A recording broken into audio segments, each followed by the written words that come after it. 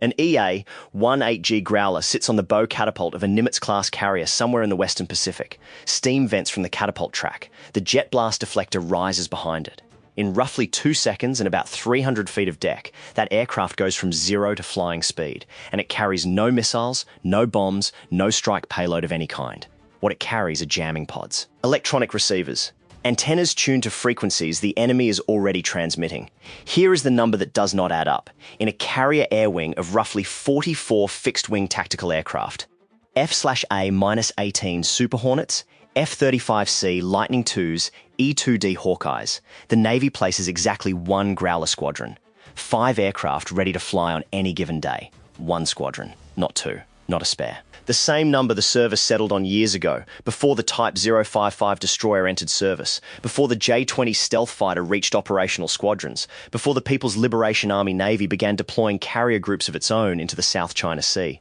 The strikes depend on those 5 jets. If the jamming fails, the radar sees the package coming. If the radar sees the package, the missiles launch. If the missiles launch in volume, aircraft are lost. The entire logic of a strike hinges on a handful of aging airframes, and the Navy sends exactly that handful, no more.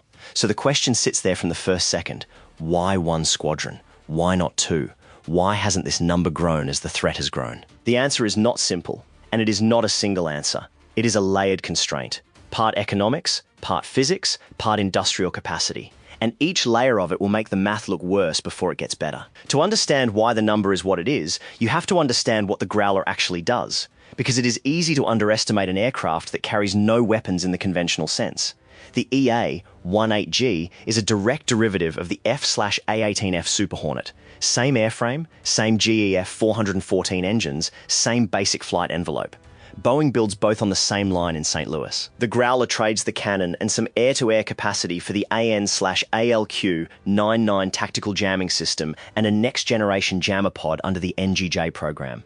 Its job is to suppress, deceive, and deny enemy radar and communications, the practice known as electronic attack. It can do this from a standoff position outside the engagement envelope, or it can fly with the strike package itself and escort it through a defended zone. What makes this matter in 2026 is the nature of the radar threat it is flying against. A Type 055 destroyer, the plan's most capable surface combatant, carries the Type 346B active electronically scanned array radar. That system can track multiple airborne targets simultaneously at ranges that comfortably exceed what legacy jamming gear was designed to defeat. A carrier strike group moving into the Western Pacific does not face one, Type 055. It potentially faces several, operating in coordinated formations, sharing tracking data across a networked air defense architecture that the PLA has spent 2 decades building specifically to push US carrier operations further from Chinese shores. The Growler's task, in that environment, is to blind enough of that architecture, or at least degrade it sufficiently, that the strike package can penetrate to its target and return. It does not have to defeat every radar. It has to create uncertainty in the fire control chain, delay the firing solution, corrupt the tracking data, force the defending system into a reactive posture where it is chasing ghosts rather than locking onto real aircraft. That is the job, and it takes exactly the right power output, at exactly the right frequency, at exactly the right geometry relative to the threat. A Growler flying too far from the strike package loses the angular geometry that makes the jamming effective. Flying too close puts it inside the engagement envelope of the same missiles it is trying to suppress. The crew of 2, pilot and electronic warfare officer, works a narrow corridor of altitude, range, and emission timing, continuously updated as the threat radar shifts frequency and mode. This is not a job a software update performs automatically. It requires trained human judgment at the edge of what the sensors can resolve. One detail from declassified operational analysis keeps surfacing in discussions of electronic warfare effectiveness. The ratio of jamming aircraft to strike aircraft has to stay within a certain band to be effective. Too few Growlers per strike package and the jamming coverage has gaps. Too many and you are pulling strike capacity out of the package to fly escorts that are not generating extra coverage. The math favors a specific ratio, roughly 1:4 or 1:5, and that ratio, applied to the size of a carrier air wing, gets you to approximately 1 squadron of 5 flyable jets, so the number is not arbitrary. It is derived. The question is why the Navy does not just fly a larger strike package or a larger wing, so that a larger Growler force makes proportional sense. Here is what most people assume when they look at this problem. The Navy could buy more Growlers, add a second squadron to each wing, double the electronic attack capacity, and solve the coverage problem. The production line is still open. Boeing delivered the last new Growler to the Navy in 2019, but the line could theoretically be restarted. The assumption is that this is a budget decision, a political decision, a priority question that could be resolved with enough funding. The evidence tells a different story. The constraint is not primarily money. The constraint is the total number of EA-18G airframes in existence, the training pipeline that produces qualified electronic warfare officers to crew them, and the maintenance infrastructure that keeps them flying. And those three things interact in ways that make simply ordering more jets a slower and more expensive solution than it appears. The Navy has roughly 160 EA-18G Growlers across all squadrons, including training units and reserves.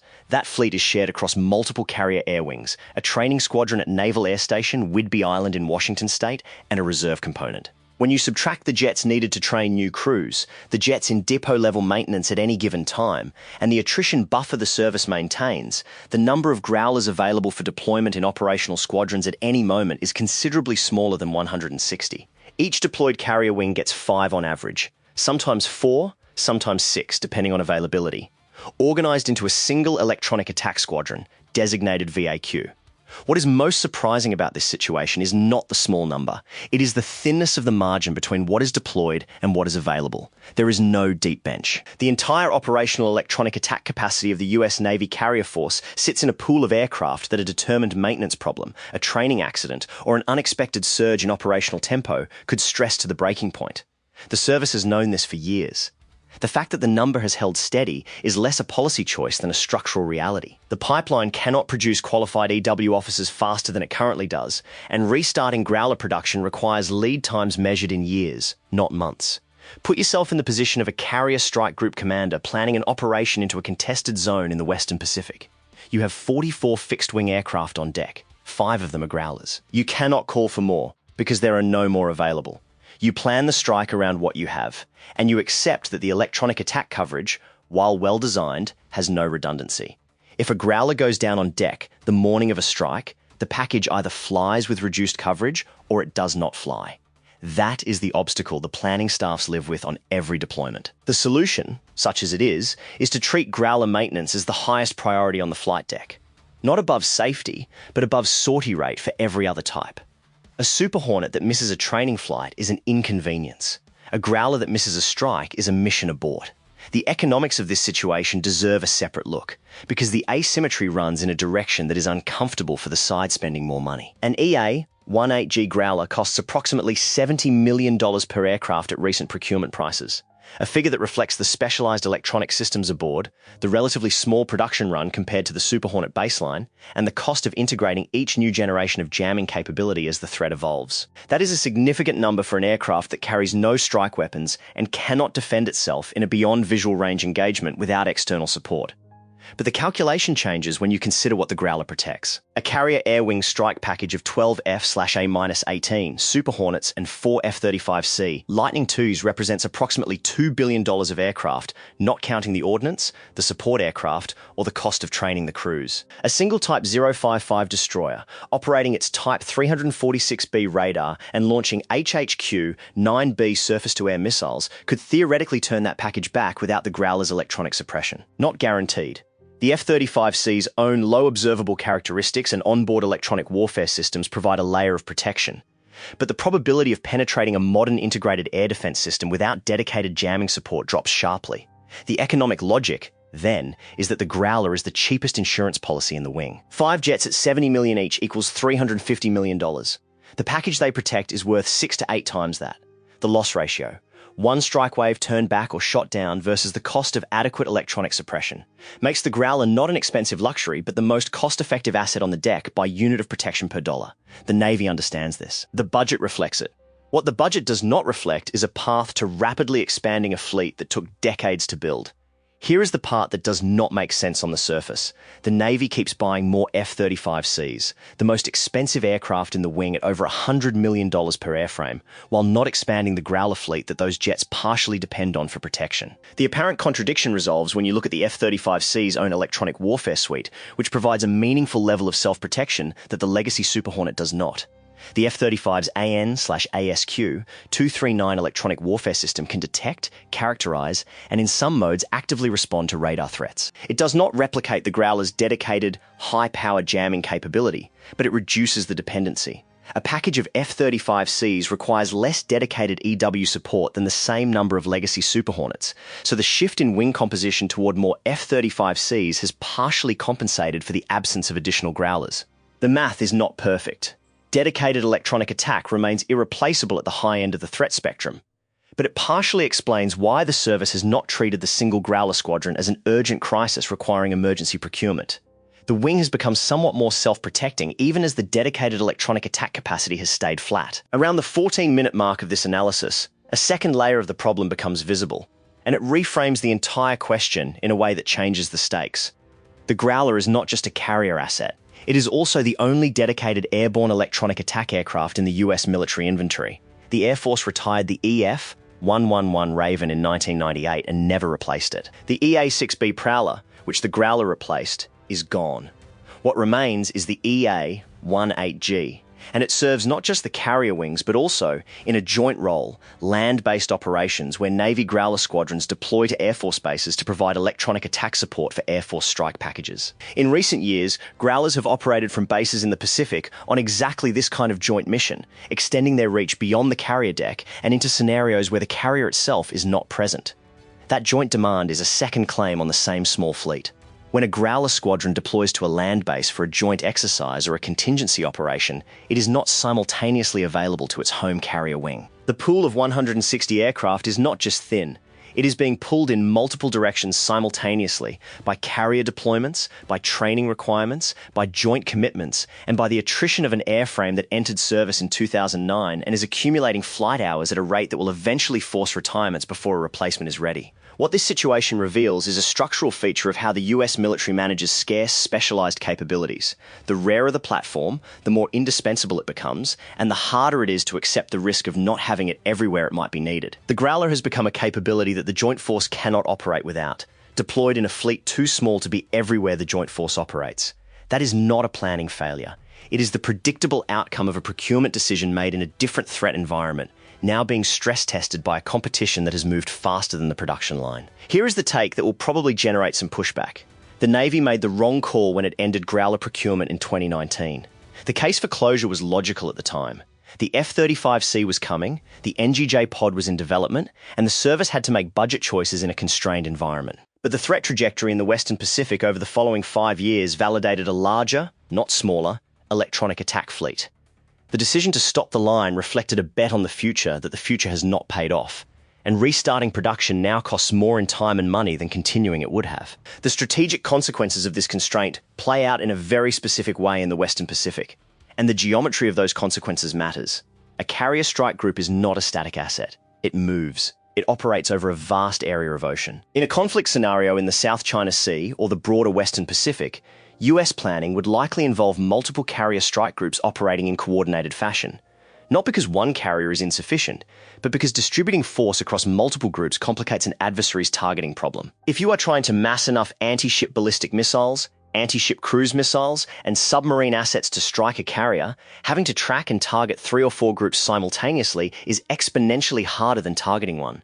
But distributing the carrier groups also distributes the Growlers. If 3 carrier groups are operating in the Western Pacific, each with 1 Growler squadron, the electronic attack coverage is distributed across 3 separate areas of operation, each with 5 flyable jets. None of those groups can reinforce another's electronic attack capacity without physically moving the aircraft. A transit that takes time and removes the Growler from its own wing's coverage during the move. The alternative, concentrating Growlers on 1 or 2 carriers and leaving others with reduced or no organic electronic attack support, creates a different problem. The carriers without Growler coverage are more vulnerable to the exact radar missile threat the Growlers are designed to suppress. They can compensate with F-35C self-protection and standoff tactics, but the protection is degraded. There is no clean answer to this distribution problem. Every option has a cost. Stack the Growlers on 1 carrier and you create an unsupported gap elsewhere. Spread them evenly and none of the groups has depth. The Navy's current answer is to distribute evenly, 1 squadron per wing, and accept the lack of redundancy as the price of broad coverage. But broad coverage without depth is a posture that works until something goes wrong. A maintenance crisis, an attrition event, an unexpected escalation that requires a surge the available fleet cannot support. The PLA planners looking at this from the other side understand the constraint. They do not need to defeat the Growler. They need to force the US into a scenario where the Growler cannot be everywhere at once, or where the attrition of even one or two of the available jets degrades the entire coverage architecture.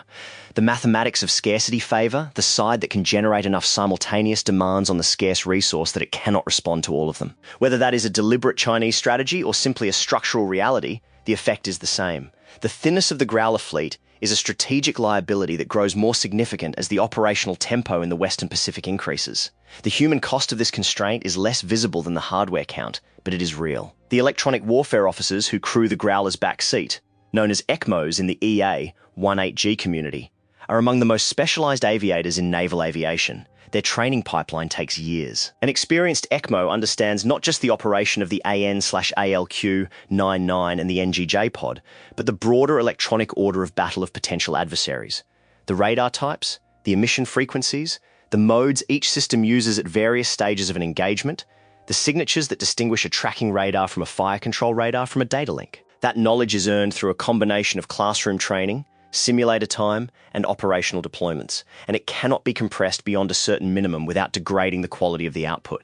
The ECMO community is small, exactly as small as you would expect from a fleet of 160 aircraft with the training requirements described above. The deployment tempo. Growler squadrons have been among the most deployed communities in naval aviation for the past decade, given the joint demand described earlier, has consequences for retention.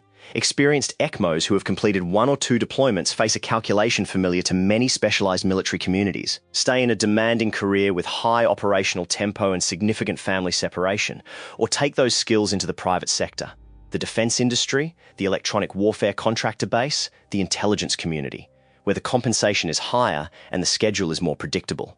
The Navy has management tools for this. Selective re-enlistment bonuses, assignment policies designed to balance sea tours with shore duty, a path to command for qualified officers.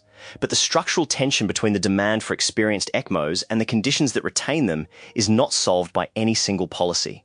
It is managed, imperfectly, year by year. We went through years of deployment records and retention data from this community, and one number keeps appearing. The average ECMO with 10 years of experience has spent roughly half of that decade on sea duty or overseas deployment. That is a pace that the career field accepts as normal.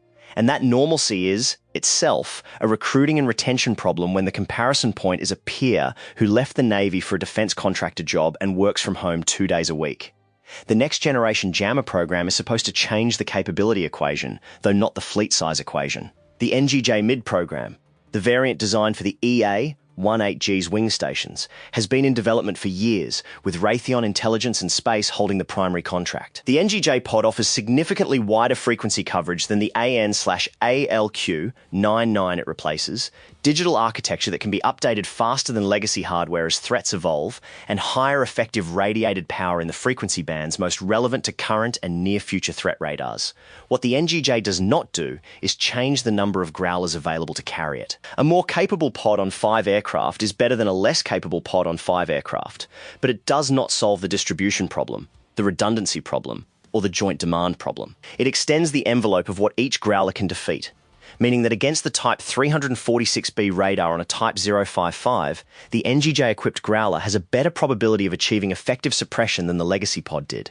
That is operationally significant, but it is a qualitative improvement applied to a quantitatively constrained fleet. The question that matters now is whether the Navy's investment in the NGJ is the right hedge against a growing threat, or whether the service should be pursuing a different model entirely. Unmanned electronic attack aircraft that can be produced and deployed in larger numbers without the ECMO training pipeline constraint, without the crew risk, and potentially at lower per-unit cost. The answer is probably both, and the Navy has said so. Work on unmanned EW platforms is ongoing under several programs, but those platforms are not in the fleet today. In 2026, the currency of electronic attack in the Western Pacific is the EA-18G Growler in the numbers that exist, deployed in the squadrons that are available. And those numbers have not grown. Something still does not sit right, even after all of this analysis. The gap between what the electronic attack requirement demands and what the available fleet can supply has been visible in Navy planning documents and congressional testimony for more than a decade. The service has not been surprised by this constraint. It has managed it, absorbed it, and arguably accepted it as a feature of the current force structure rather than treating it as a crisis requiring emergency action. Whether that acceptance reflects a genuine assessment that the risk is manageable, or a bureaucratic accommodation to a problem that is too expensive and too slow to solve, is a question the available evidence does not cleanly resolve. The Growler, it turns out, is not primarily constrained by the willingness to buy more of it. It is constrained by the time it takes to build a force of human beings capable of operating it effectively. You can restart an aircraft production line in roughly 3 to 4 years with sufficient funding and industrial priority.